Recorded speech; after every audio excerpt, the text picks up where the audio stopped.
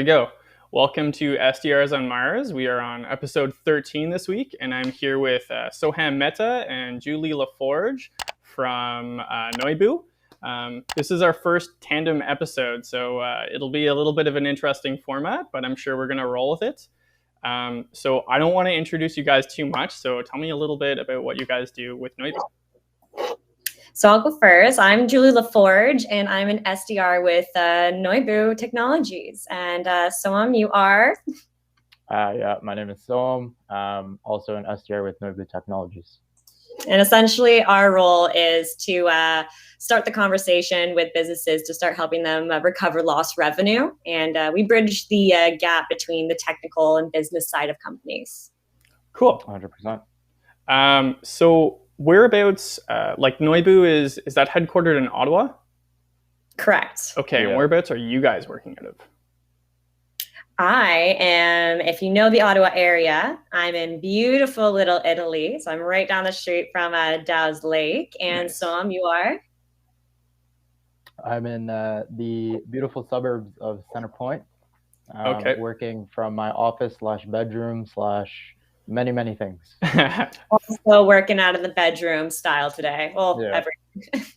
I love it. I love it. Yeah, the bedroom is definitely a go-to, I think, in this kind of situation. I'm lucky enough to have the place to myself during the day, so I can set up in the living room, and that kind of works for me. Definitely lucky. Yeah, absolutely. It's a good call. So as an SDR at Noibu, tell me a little bit about like your day-to-day, like what kind of goes on for you, or how do you get it done? Yeah, so we have like a really unique sort of business where our immediate, instead of selling a product right up front, our process is to uncover problems that maybe a company is not aware of yet.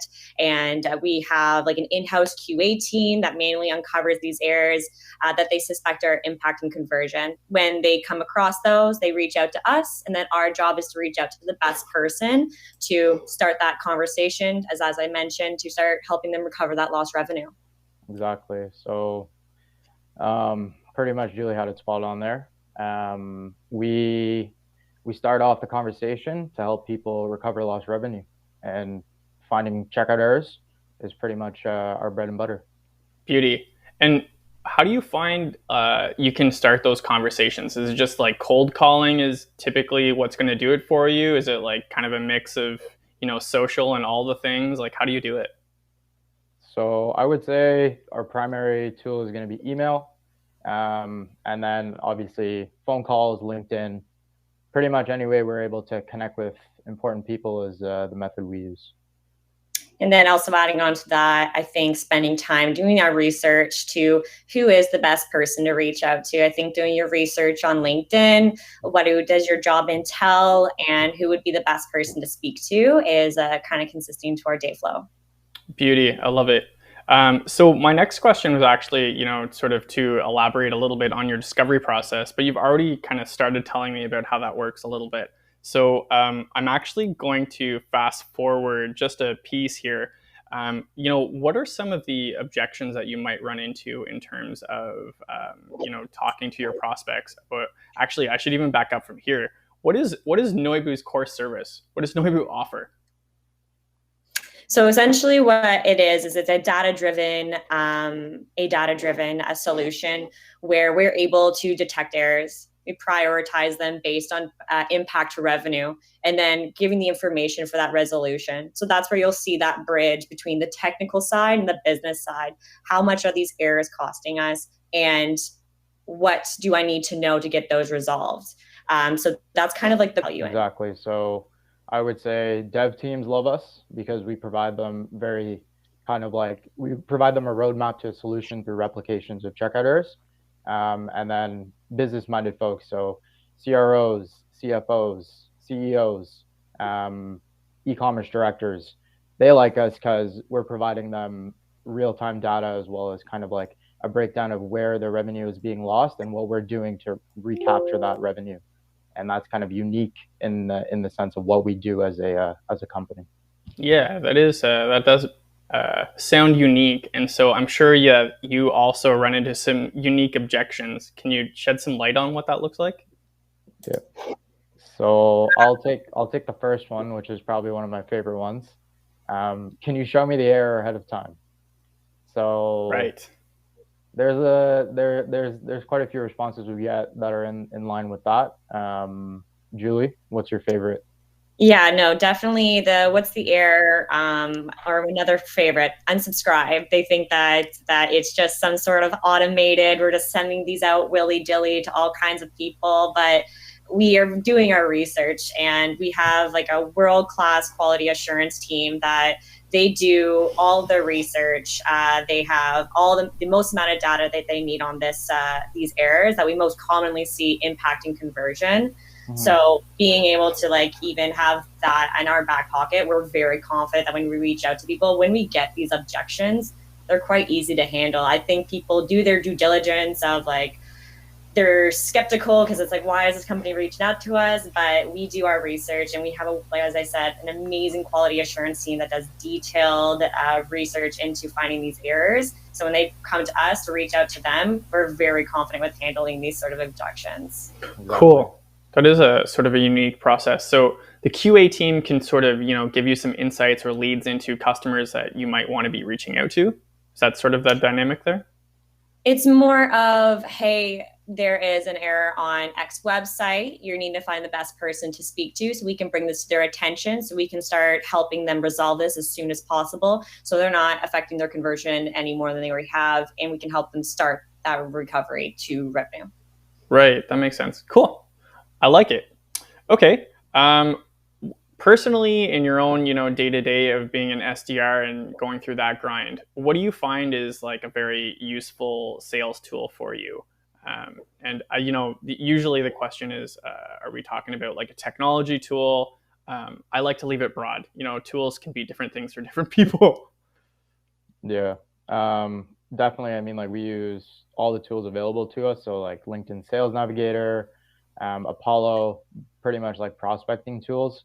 But since you said kind of take it broad or make it a little bit more broader of an answer, I would say like books, specifically like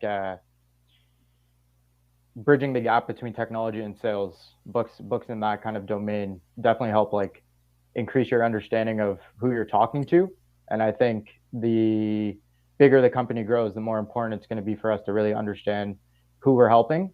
And then on top of that, providing them kind of valuable, insightful responses to their questions. And I think that is most easily found through obviously LinkedIn and things like that, podcasts. But my primary tool is going to be just reading a book on any given topic related to what we do on the day to day.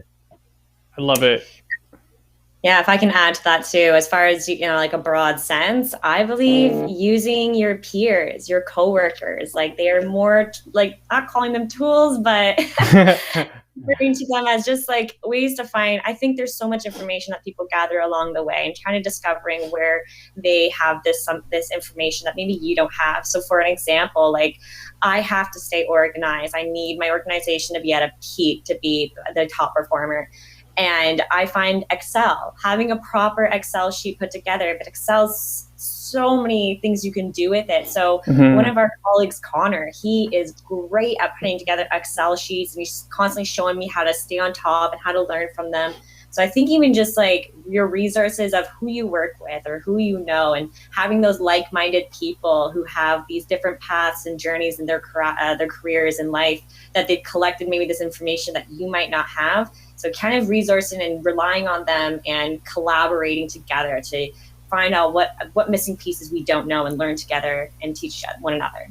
I love it. On that note, I mean, like colleagues, but shout out David Hodgins, Sydney Smith, Kaylin Noibu, our CRO, like having like a team on the management side that's like ready to support you 100% no matter what is on your plate is like probably the most valuable resource we have in terms of like it's like a wealth of knowledge that they have, and the fact that they're always willing to like dive into the deep ends with us, you can't replace that at all.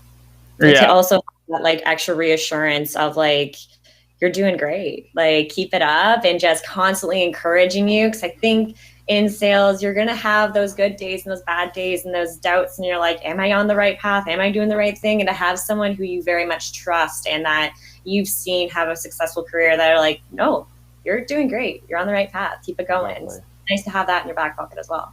Or somebody to just give you a kick in the pants. And just be like, hey, man, exactly. Here you go. Let's get this started. Let's do it. Fire you up in the morning. Fire you up in the morning. Yeah, fair enough. I was actually, so one of the other questions that I wanted to get into a little bit was sort of, that morning routine. It's something I've been paying a lot more attention to. What does that look like for you? We can answer this individually. I think, it varies from everyone that I talk to, right? Mm-hmm. I am mocked for being such an early bird. I start my days at the crack of dawn. I just love that quiet time in the morning between the hours of like 5 to 8 a.m. Like no one needs me. It's just my time. So I wake up, I look at my email, and I have my first cup of coffee, and then I go for a run. Like I said, I live in beautiful little Italy, so I have Dow's Lake that I can run around in the morning, and that kind of gets me going for my day and gets me started. And then following up with that run and stretch and a little workout and coffee, we got morning trivia. You can talk about that. Yeah, you can talk about that. We're with the trivia master, may I say, as well. So for me, I'm not an I appreciate the early morning risers, but at the same time, I'm very much a 8 a.m., 7:30 a.m. kind of guy. Wake up, eat my food, drink my coffee, look at the emails. Definitely listen to music that fires me up. Shout out AC/DC. But like anything that just gets the juices flowing. And then so like Julie said, every single morning in our morning 9 a.m. huddle, we do a little bit of trivia. I really enjoy trivia, so that's one of my favorite things to look forward to every single morning. And I think for any sales organization, having something like that you look forward to, to like wake you up and fire you up with your team, get the competitive juices flowing, get the positivity going, is like, it's a stellar way to wake up. And that's like one of those things that like Saturday comes and I'm like, okay, well, I'm just waiting for Monday now to beat my whole entire team at trivia. And he does it often. It kind of brings us together because now we're all like, the team is like, all right, we got to take Soham down. Exactly. It's a little bit. Let's all gang up on me, but I like the competition. Hey, when you're the best, man, it's gonna happen. And what kind of trivia, like where is your trivia specialty, Soham? Like, are you talking about trivia that's like maybe specific to sales, or like just like world trivia? Yeah, world trivia. World trivia, yeah. Like everything from geography. We'll jump over to Disney. That's where I thrive. Right. But all kinds of different questions. Again, too, it's kind of like just that little fun time, I guess you can call it, in the morning. Nice. I like that. That's a good thing to get the team fired up. I actually don't hear of like trivia as a part of like a morning routine for teams all the time. I like that a lot. Okay, cool. So this is actually probably a good question to circle back to a little bit. Soham, you mentioned that you like reading to sort of grab some more information in this. Is there any particular books that you found useful? I'm always trying to add to my reading list. Yeah, absolutely. Talking to Strangers by Malcolm Gladwell, unreal book. Obviously, so funny thing, part of our onboarding process at Noibu is reading Fanatical Prospecting, which is a tremendous book. So I always recommend that. In addition to Never Split the Difference by Chris Voss. I mean, like, these are pretty basic books that every salesperson should be reading, but once you read them 2 or 3 times, you're able to like uncover a little bit of hidden gems in them, and you get this unique perspective, and it also drills into your brain kind of what they're talking about. And then once you're able to embody that kind of vibe, you just go and you crush. I love it. Yeah. Cool. Okay. So similarly, I think it kind of builds on that a little bit. You mentioned, onboarding with Noibu and sort of the support that they give you. So maybe the way I want to ask this is like, when you're considering, different companies to work as an SDR, what are some important things that you look for when you, consider some different opportunities? Yeah, I know for myself, it's definitely a big thing. And this is a common one you'll probably hear is the culture. Honestly, you can do a lot. I've always believed that half the battle of any job you ever do is who you work with. And I am someone who's very personable. As Soham reads tons of books, I'm not a big reader, but I'm a chatty girl. So I will talk to anyone and about everything. I'm so curious about the world, and I love learning it from people's different perspectives. So having like-minded people that I work with, and I think that's sometimes challenging when you're first looking for somewhere to look. If we're looking for somewhere to work. But I think when you're doing that discovery of new employment, that's something I really like to put in account. I think about how like I said, we're very collaborative when it comes on the business side. We're very supportive. And then on the outside of work, they plan go-karting. We've gone wakeboarding. I've gone golfing for the first time in my life. I probably never would have done that. And they showed me how to golf, and they were teaching me, and I'm learning these like new outside skills from the business side. And I think that motivates me too, to be like, I want to do really well here because this is where I want to work. This is the people I want to be around. This is people I want to be more like-minded with. So having a good culture, to me, that's like the foundation. The work, it comes from me. The work comes from me, but the culture, it has to be there. Cool. Yeah. I'm very much aligned with what Julie just said. Like, I remember on one of my first days, I messaged Julie. I'm just like, hey, Julie, what kind of music do you listen to? And then after that, it's just like, once you're able to make those kind of like, so pretty much it's like culture, one of the big things, especially when it's a younger organization. You want people that you're able to grow with, people that you're able to like expand your views and horizons with in terms of like life, your career, pretty much anything. And I think that's kind of like the first thing I would look for. And then the second thing is leadership, having people who are ready to like enter the breaches of like the absolute darkest of places with you. And then at the same time, ready to like experience the most joyful things in life with you. Like those two things on both the leadership side, as well as like your team, the people you see every single day. I would say like, if you're able to like nail that down and then, get a good understanding of that before you enter a job, you're going to be set up for success for sure. Awesome. I like that. Okay, so leadership and culture are huge. I like golfing a lot, so I have a follow-up to this. Not golfing before, how did you experience that first day? Like, the way I've explained it to my partner, Kaylee, I was like, it's the most frustrating sport in the world. My first golfing day? Yeah. It was, honestly, I am such how do I explain myself? I go into everything full force. Like, I think when we went wakeboarding for the first time, they're like, who wants to go first? And I threw my hand up, and he said, oh, so you snowboard, you ski? And I was like, I've never done this ever. Let's just go for it. So when it came to golfing, I felt the exact same way. I was swinging this thing like I was a baseball bat at some point, I swear. Nice. But honestly, everyone was so patient with me, and we were having such a good time, and I got the hang of it. It made me really want to go to the driving range, though. That's what I really want to do next. Nice. Yeah, it was also my first time golfing, and I agree. Julie is full send on everything. Like 100, she'll give like, if you give 100%, she'll give 110%. Oh yeah, it just like, fires you up. Yeah, it just fires you up. Like, you can't ask for anything more than just like, yeah. Golfing with Julie was electric for sure. I love it. Well, even adding on to what Soham was saying, he's like firing up with music. When he first started in our first chat, I woke up to a Spotify music every morning, and I'm like, boss, stop. Yeah. Now I'm fired up too. I love it. So this is an interesting thought. When you're, looking at a company such as Noibu or something, what do you use to like sort of gauge that culture before you're actually working there? Like, how do you get a feel of what that's going to look like?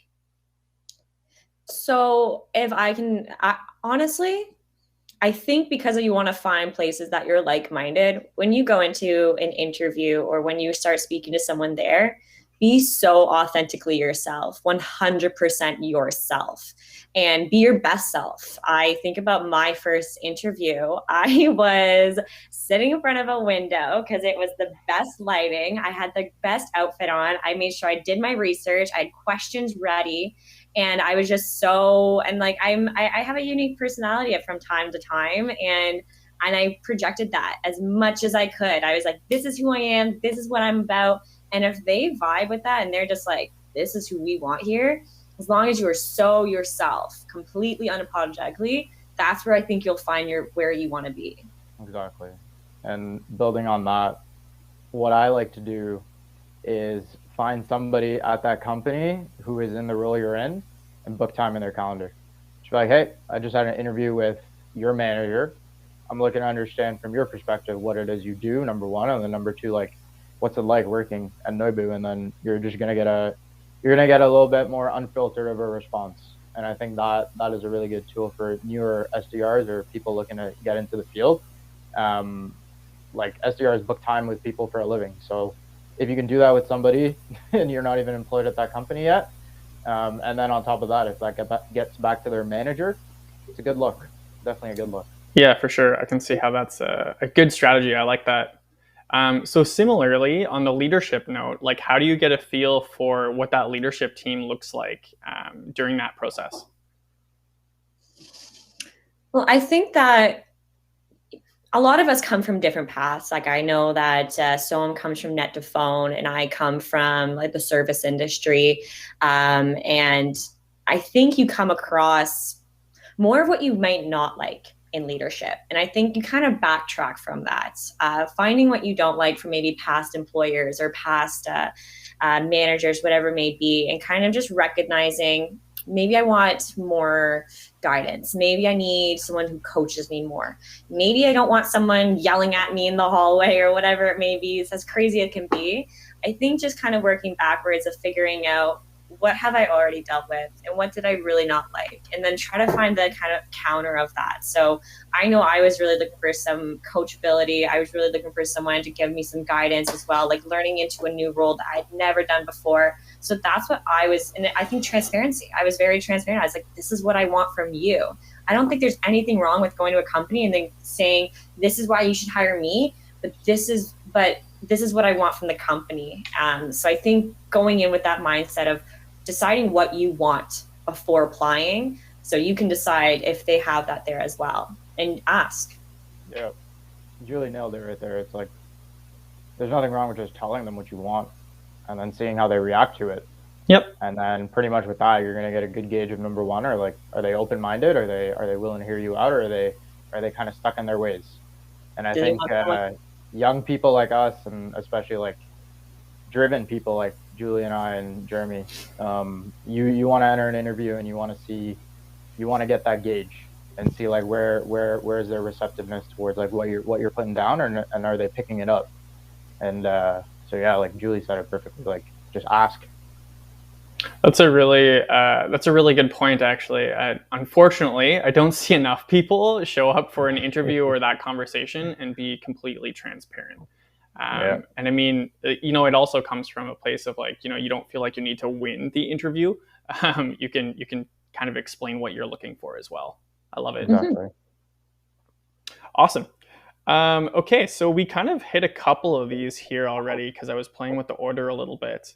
What do you like? Sales, considering working as an SDR, start your day. Okay, another good question, because I think it's important, especially in like the high demand role of like an SDR. How do you like get away from the day-to-day for a second and kind of like reset your batteries? This is something I constantly have to work on. I think working from home as well, right? Someone's laughing. I've definitely had like, okay, I did too much. Tweet out. I think, as you said too, like I'm always like looking to do that 110%. Working from home too, it's really hard to kind of break up that time, right? Like this is where I sleep, this is where I work, so when I'm in my office at all times, it's hard to be like cut off from work. I set some times in my day, like specific hours where I'm like, all right, this is my morning time. And for myself, it's going for runs. It's doing yoga and like in my living room. It's going to the gym when, like, of course, now that they're open. And honestly, extra activity, spending time on my phone, just like calling my mom. Is that cool? I don't even know now. That literally just like completely breaks up my day. That woman will start talking and I'm like, all right, I'm just going to listen. But I think to answer your question, to break up my day, it's doing something that I know makes me happy, and that's not work related in any way, sense, or form. And that will include, to be honest, cooking, oddly enough, cleaning, and doing exercise, making sure my space feels like my best, making sure I'm feeling my best. And that really comes from taking time to exercise and eat well. And I genuinely really enjoy cooking. So, and it's not related to my work, and I can close my laptop. I don't need it. And that's how I kind of break up my days, is just doing things that are very mindfully good for me. Yeah. I can confirm everything except for the cooking because I haven't tried Julie's cooking. But what I can confirm is Julie legit works like 26 hours a day sometimes. And you're like, what? How? Like, when do you sleep?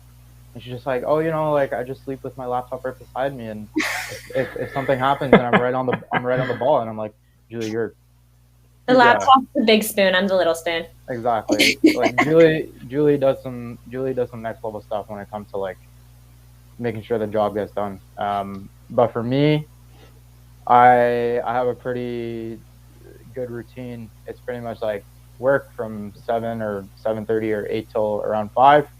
Then I go to the gym, and then pretty much after that point, I like disconnect. I've been working from home for the past, it's pretty close to 2 years now, but like a year and almost 2 years, or a year and then almost coming up on 2 years. So in the beginning, it was super easy because like my bedroom is also my office, and it's also like my game room and all that stuff for me to just like work as much as possible. But then you kind of catch yourself later down the road with not as much energy or not as much drive. And I think being disciplined and kind of how you schedule yourself during the day, for me at least, is pretty much just like work, go to the gym, come home, and chill. That's pretty much how it breaks up. I think recognizing that time for yourself, even though you're not working, it is so much more productive to take time for yourself to do that recharge and then go back to work. Your performance, your results. I've done it to myself already now, especially starting this job when we were still in lockdown and I was just in my bedroom and I was working from 6 a.m. to 9 p.m. every single day nonstop. And the end of my week, the end of my month, I did not feel my happy self, and I was not feeling like chipper. I was still doing the work, but it wasn't the same enjoyment that I would have now that I take that time. There's tons of times in the morning where I'm like, if there's something else I want to do, I'm like, nope, 7, you haven't gone for a run yet, and you need to get ready for 9. So you're going to go do that now, because that's what's going to make your day better. And I think the ideal situation is build a schedule that allows your extracurriculars to somehow kind of bleed into your job. Like if you're that driven and you want to crush everything, get extracurriculars that are going to kind of like build your mind up, build your body up to like sustain the workload of the SDR grad. Yeah. And like Julie said, like running, yoga, all that kind of stuff, build your mind up, build your body up. And then when you got to work those long hours, your body's going to be prepared for it and your mind's going to be ready to take it on. So awesome. And us as a team, we actually do spin class on Fridays. Yes, we do. Oh, wow. Spin class on Friday. Shout out Wheelhouse. I have not done a spin class yet. How do you like it so far? One of our colleagues actually teaches a spin class. So it started off with just supporting him, but now we all just really enjoy going. So it's now just a routine. Friday, spin, and then grab a drink and start and end your week off right. Yeah. Love it. Cool. Well, it sounds like you guys are able to collaborate pretty well, even in this sort of remote situation. And so my next question for you is sort of, how do you like the dynamic of working remotely? Is this something that you feel comfortable with now? Would you like to get back to the office? How does that look for you? I want to be back in that office, let me tell you. I want to be with my people. I want to pop my head in your cubicle just to be like, hey, I found a funny meme. Check it out. Look at this TikTok. Having that like opportunity to break your day up just little by little throughout the day to just, and even if it is to talk with about work and workflow and how we can improve. And I think there's so much more opportunity when you're actually in the office and with your colleagues to just pop your head in, say hello. Hey, I had this in mind. Hey, I was thinking of this, opposed to like writing out an email and then sending in and then getting back to you when they get back to you. I think there's a face-to-face aspect that I benefit a lot from that I'm very excited to get back when we're all back in the office again. Yeah, I'm a little bit on the lesser side. Like working from home definitely has its benefits. Unlimited food, you know, unlimited food. But at the same time, working in the office is definitely something I want to return to.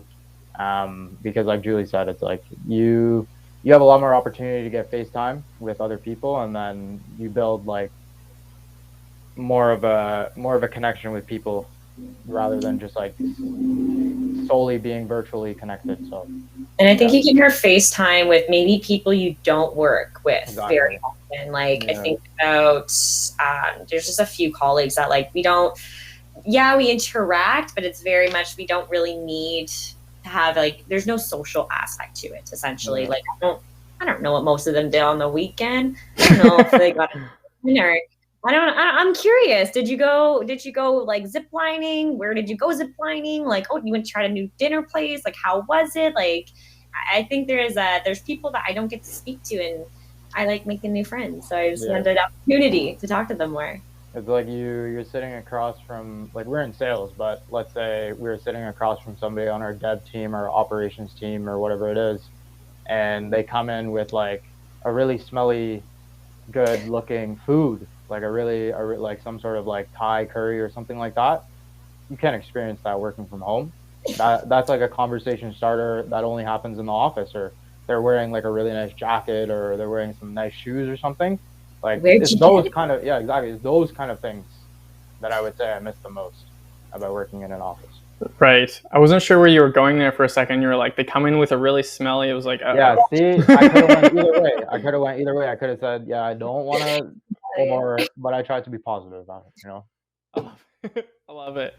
I will try and remember that when someone calls my food smelly, it's a good thing. Yeah. Cool. Well, I think that almost brings us to the end of this. So, I mean, thank you. You guys have been really great guests on the show so far. I'm enjoying this like tandem dynamic. It's really nice. So what's like the next up for you in terms of, career growth or even, fall plans? Yeah, as far as growth goes, Noibu is going to the moon. So I'm just excited for the ride, really. There's so much more for me to learn. And the more I'm speaking to colleagues and my leader, like the leadership that we have here, they're constantly willing and wanting to teach me and to coach me. And so I'm just so curious I'm confident that I'm going to be something big one day. So I'm very curious on how quickly they're going to get me there and the roadmap that's going to look like. So I'm not sure where I'll be, but I know it's going to be somewhere really big and really great. And I'm so excited for the whole journey of it and excited the team that's coming with me. Awesome. Yeah, I love that. For me, it's 100% Noibu, without a doubt. Like, Noibu will crush every single expectation, and we will supersede every single barrier or whatever is in our path. And I'm ready to just ride along with it and provide as much value as possible to my team, to my leadership team, whatever the case may be. But in the end, there will always be a Noibu next to my name, and I'm pretty sure. Yeah, there will always be exactly. I'll be retiring at Noibu. Exactly. I love it.